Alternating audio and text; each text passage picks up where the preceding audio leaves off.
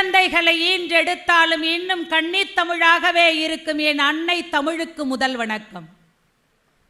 சாதனைகள் மட்டுமல்ல, சரித்திரம் படைக்கவும் கடவுளால் படைக்கப்பட்ட ஒரு தேவதை என்றால் அது என் தமிழ் சமூகம் என்று, பெண் இனம் என்று பெருமையோடு தெரிவித்து ராஜ் தொலைக்காட்சியின் வாயிலாக உலக மகளிர் தின வாழ்த்துக்களை பெருமிதத்தோடு தெரிவித்துக் கொள்வதில் மட்டற்ற மகிழ்ச்சி அடைகிறேன். எங்க பெண்களுக்கு சந்தோஷம்ங்கிறது என்னங்க?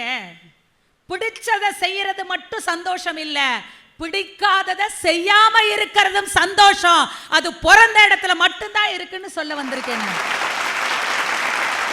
எதிரணியில் அங்கே இருந்து மரியாதைக்குரிய வேதநாயகி மேடம் வந்து 3 டிகிரி எங்க அப்பா வீட்டுல நான் படிச்சேனா, பாக்கி 3 டிகிரியில 4 டிகிரியை படிக்க வச்சது எனக்கு வாக்கப்பட்ட என் புருஷன் சார். பெருமையோட சொல்றேன். இல்லங்கள எதுக்கு படிக்க வச்சாரு?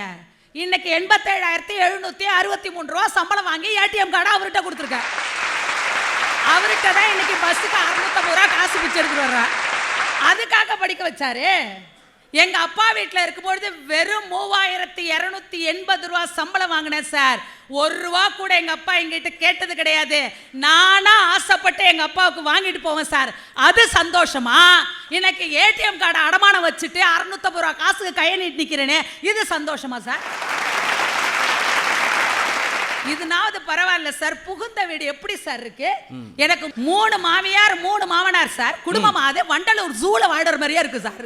ஒவ்வொன்றும் ஒவ்வொரு டிசைனா இருக்கு சார்.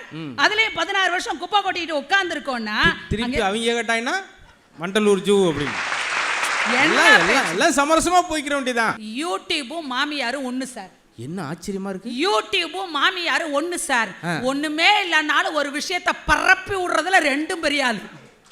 இதுக்கு மத்தியில நாங்க வாழ்ந்துகிட்டு இருக்கோம். அங்கே இருந்து வந்து என்னோ புகுந்த இடம் தான் சந்தோஷமா இருக்கு. அடுத்தது மங்கையர்க்கரசியார்னு ஒரு வரலாறு சொன்னல்லம்மா, அந்த மங்கையர்க்கரசியார் பிறந்த வீட்டுல சைவ சமயம் சார்ந்து இருந்தாங்க. ஆனா புகுந்த வீடு சமண சமயம் சார். நெத்தியில இடக்கூடிய திருநீரை கூட புகுந்த இடத்துல விட முடியாம திருட்டுத்தனமா மங்கையர்க்கரசியார் வயிற்றுல பூசிப்பாங்க புருஷனுக்கு பயந்துகிட்டு. இது சந்தோஷமா சார்? எங்க வீட்டுல நீங்களே சொன்னீங்க இல்லையா, மகாலட்சுமியும் நாங்களே, இளவரசியும் நாங்களே, மகாராணியும் நாங்களே.